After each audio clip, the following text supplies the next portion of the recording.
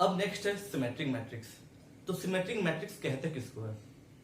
जैसे कि आप डिफिनेशन देख रहे होंगे कि a square matrix is symmetric if A I J is equal to A J I. इसको आप ऐसे भी समझ सकते हैं कि अगर कोई मैट्रिक्स ए है जो कि स्क्वायर मैट्रिक्स है, अगर कोई ए स्क्वायर मैट्रिक्स है, उस ए मैट्रिक्स का अगर हम ट्रांसपोज निकाल दें तो ट्रांसपोज निकालने के बाद ये वापस ए मैट्रिक्स ही दे दे तो उसको कहते हैं सिमेट्रिक मैट्रिक्स।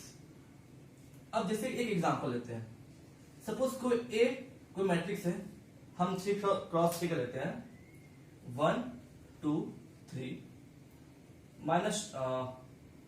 -2 -5 -6 and 3 -6 0। ये आपका एक मैट्रिक्स ए है जो 3 क्रॉस 3 का है।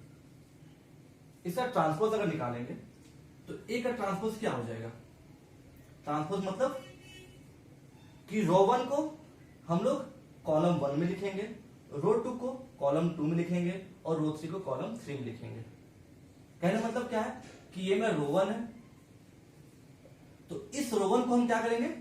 उठाएंगे और कॉलम 1 में इसको हम पुट कर देंगे। तो जैसे कि देखेंगे 1 है, ये 2 यहां लिख दिए और 3 यहां लिख दिए।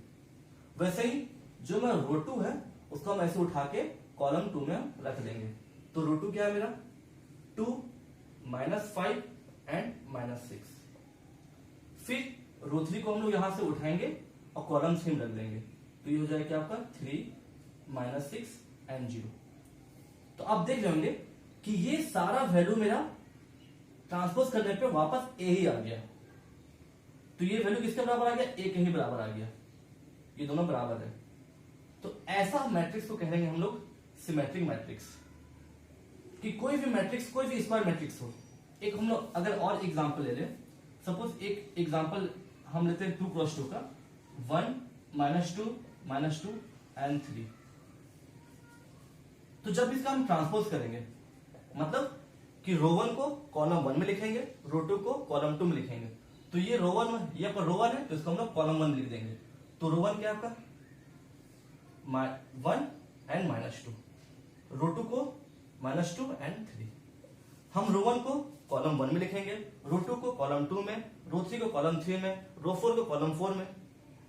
ट्रांसपोज मतलब होता है कि हर रो को उसके हर कॉलम में कोरस्पॉन्डिंग कॉलम लिखे। कोरस्पॉन्डिंग कहने मतलब हम इसको ऐसे समझ सकते हैं कि रो 1 को कॉलम 1 में, रो 2 को कॉलम 2 में, रो 3 को कॉलम 3 में, रो 4 को कॉलम 4 में, रो 5 को कॉलम 5 में। तो जब हम ए का जब ट्रांसपोज किए तो वापस ये वैल्यू देखिएगा तो ये आपका ए ही देगा। तो इस टाइप का मैट्रिक्स को कहते हैं क्या कि ये मेरा सिमेट्रिक मैट्रिक्स है। अब नेक्स्ट चलते हैं skew symmetric matrix. Skew symmetric matrix, तो स्क्यू सिमेट्रिक मैट्रिक्स कहते किसको है? जैसे अगर आप डेफिनेशन देख रहे हैं कि a square matrix is skew symmetric if A I J is equal to -a ji and also its principal diagonal a 0। इसे कहने का मतलब क्या है कि अगर सपोज कोई आपका एक स्क्वायर मैट्रिक्स है, कोई ए मेरा स्क्वायर मैट्रिक्स है, स्क्वायर मैट्रिक्स का आपका जो भी प्रिंसिपल डायगोनल होगा वो तो पहले 0 होना चाहिए। उसके बाद जब हम इस स्क्वायर मैट्रिक्स का ट्रांसपोज करेंगे, जब इसका हम ट्रांसपोज करेंगे, ट्रांसपोज करने के बाद अगर ये -a दे दे तो वैसा मैट्रिक्स को कहेंगे स्क्यू सिमेट्रिक मैट्रिक्स। जैसे अगर हम एक एग्जांपल देखें कि अगर हम कोई एक मैट्रिक्स ए लिए, इस मैट्रिक्स सपोज हम 3 क्रॉस 3 का एक मैट्रिक्स लेते हैं, तो पहला चीज हम ये बोले कि इसका जो प्रिंसिपल डायगोनल होगा वो 0 होना चाहिए। मतलब इसका प्रिंसिपल डायगोनल ये आपका 0 हम रख लिए। और अगर हम वैल्यू लेते हैं 2 -2 -3 3 4 -4, हम एक मैट्रिक्स ए लिए जिसका आपका प्रिंसिपल डायगोनल क्या आपका 0 है। देखो कि आपका प्रिंसिपल डायगोनल आपका 0 है। जब इस ए का हम ट्रांसपोज निकालेंगे, अगर हम इसका हम ट्रांसपोज निकालें, ट्रांसपोज मतलब जैसे पिछले वीडियो में बताया था ट्रांसपोज, आपका ट्रांसपोज बोलते किसको है? ट्रांसपोज उसको बोलते हैं जब आप रो 1 को कॉलम 1 में लिख दे, रो 2 को कॉलम 2 में लिखे, रो 3 को कॉलम 3 में लिखे, ऐसे चलता रहता है। तो इसका रो 1 में क्या है? 0 2 -3, तो इसको हम कॉलम 1 में लिखेंगे 0 2 -3। रो 2 क्या है आपका?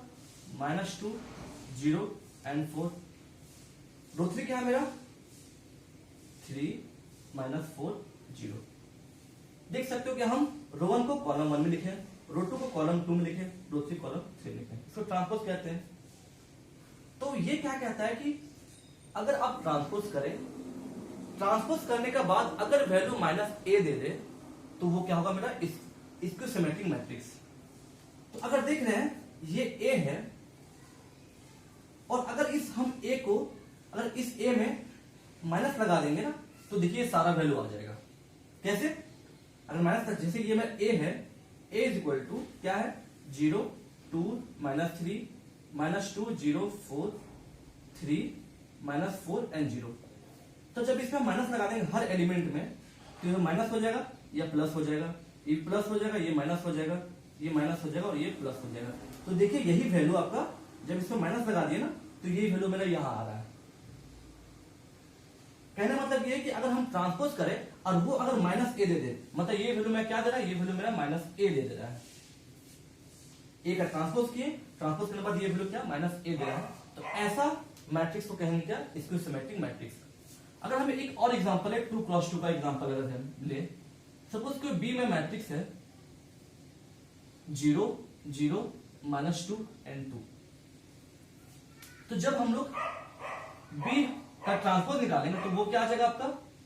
0 2 0 -2 2 एंड 0। रो 1 को कॉलम 1 में लिखे, रो 2 को कॉलम 2 में लिखे। तब देखिए ये आपका माइनस बी आ रहा है, ये आपका क्या आ रहा है? -b वैल्यू आ रहा है।